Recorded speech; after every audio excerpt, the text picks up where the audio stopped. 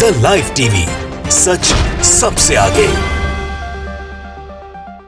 Israel और फिलिस्तीन का जो युद्ध चल रहा है, या जैसा मैं कहता हूं कि इजराइल और फिलिस्तीन युद्ध नहीं बल्कि इजराइल का जो नरसंहार चल रहा है गाजा पट्टी में, लोगों के ऊपर जो अत्याचार हो रहे हैं गाजा के, उसमें अब जब से लेबनान और ईरान की एंट्री 1 साल के बाद हुई है तो लोगों ने एक टर्न लेता हुआ युद्ध को देखा है। और बहुत से लोगों का मानना है कि ये युद्ध अब इजराइल को भारी पड़ रहा है, क्योंकि इजराइल के लिए जो कुछ हो रहा है अब वो उसके लिए फाइनेंशियल बर्डन भी है और उसके लोगों की मौतें भी हैं, जिसकी कल्पना शायद इजराइल ने कभी नहीं की, तुलना में भले ही कम हो। और अब M80 मिसाइल से लेबनान की तरफ से हमला किया गया है। और M80 मिसाइल के बारे में आप जानेंगे तो आपको समझ में आएगा कि हालात कितने बदतर हो सकते हैं और होते हैं। M80 के हमले के बाद कितने इजरायली मारे गए हैं और इजराइल ने रेफ्यूजी कैंप्स पे कैसे हमले किए हैं, जो एक युद्ध अपराध है। और साथ में इस वीडियो में रुकिएगा क्योंकि नेतन्याहू बाल बाल बचा है।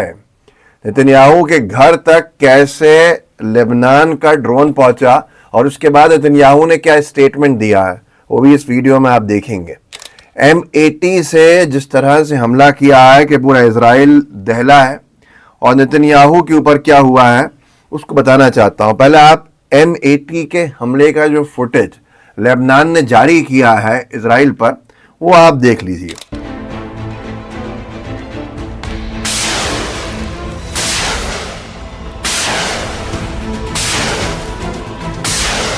यह M80 मिसाइल का हमला है और M80 मिसाइल को लेकर जो लोग कह रहे हैं कि M80 रॉकेट जिसे कहते हैं वो कितना घातक होता है उसके बारे में आपने देखा तो है। और आप समझ भी लीजिए M80 की स्पेसिफिकेशंस जो हैं वो डायमीटर उसका 80 mm का है, लेंथ जो है वो 95 सेंटीमीटर की है, टोटल वेट 10 किलो का रॉकेट है।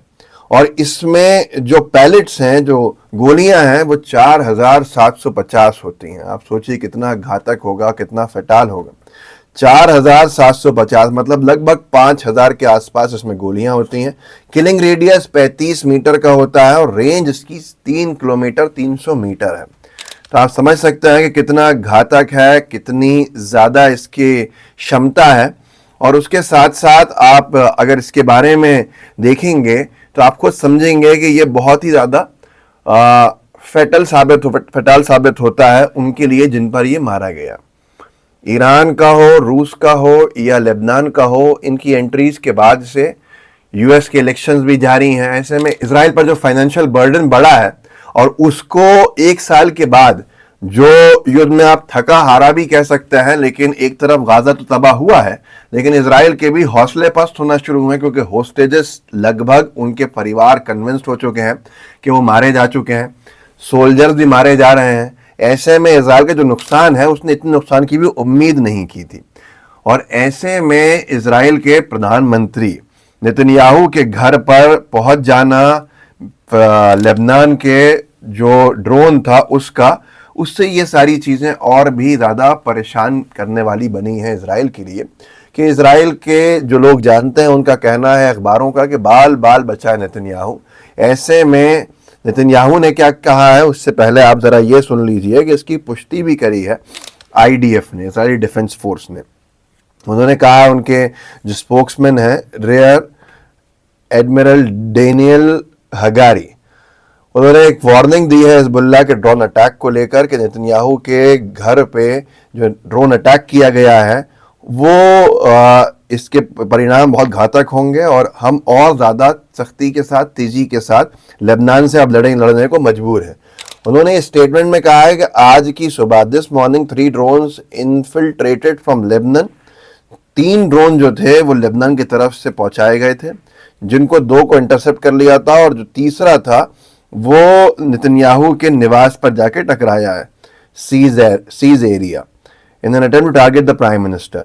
हगारी ने यह भी कहा प्रेस कॉन्फ्रेंस में कि हम हिजबुल्लाह से लड़ रहे हैं और तमाम चीज़ें उसके आगे उन्होंने ये कही कि ये हिजबुल्लाह ने 100 रॉकेट्स हमारे ऊपर नॉर्दर्न इजराइल के ऊपर फायर किए हैं, जिसमें इजराइल के कुछ लोग मारे गए हैं और कुछ जो हैं वो ज़ख्मी हैं। लगभग 1 दर्जन ज़ख्मी है, 1 मारा गया है और 1 दर्जन ज़ख्मी है। तो उन्होंने एक चेतावनी दी है और चेतावनी के बाद ये कहा है कि इसके अंजाम बड़े घातक होंगे। नेतन्याहू ने भी इसके ऊपर गुस्से में आके ये बोला, स्प्रिंटर ने लिखा है कि Israeli prime minister Benjamin Netanyahu, the agents of Iran, Iran के एजेंट्स ने जिन्होंने मुझे आज मारने की और मेरे परिवार को मारने का प्रयास किया, जो गलती करी है, कड़वी गलती, उसका उनको ये ना समझें कि वो मुझे रोक पाएंगे, बल्कि मैं और मजबूत होऊंगा। और इसके बारे में बाद में उन्होंने जो धमकियां दी हैं वो सारी की सारी चीज़ें आपके सामने हैं। तो ऐसे में दोनों तरफ से कहा गया, एक तरफ से दावा किया गया कि ड्रोन अटैक किया है, दूसरी तरफ इजराइल ने इसको माना कि ड्रोन अटैक हुआ है। क्या सच्चाई है ये तो खुदा ही जानता है, लेकिन इस तरह की बातें सामने हैं। स्प्रिंटर ने यह भी लिखा है कि लगभग 33 लोग इजराइल ने जो हमला किया है गाज़ा के रेफ्यूजी कैंप में, जिसका नाम जबलिया रेफ्यूजी कैंप है, उसमें 33 लोग शहीद हुए हैं, 33 फ़िलिस्तीनी गाज़न्स मारे गए हैं, और जो फाइनल नंबर है वो अभी इससे ज़्यादा हो सकता है। गाज़ा में ये ऐलान किया गया है कि बताया गया है कि बहुत सारे लोग मलबे के अंदर ही फंसे हुए हैं। इजराइल ने अभी तक कमेंट नहीं किया अटैक के ऊपर, लेकिन लोगों का कहना है कि 4 लाख के आसपास लोग भूखे प्यासे कैंप्स में हैं। गाज़ा का ये हाल है।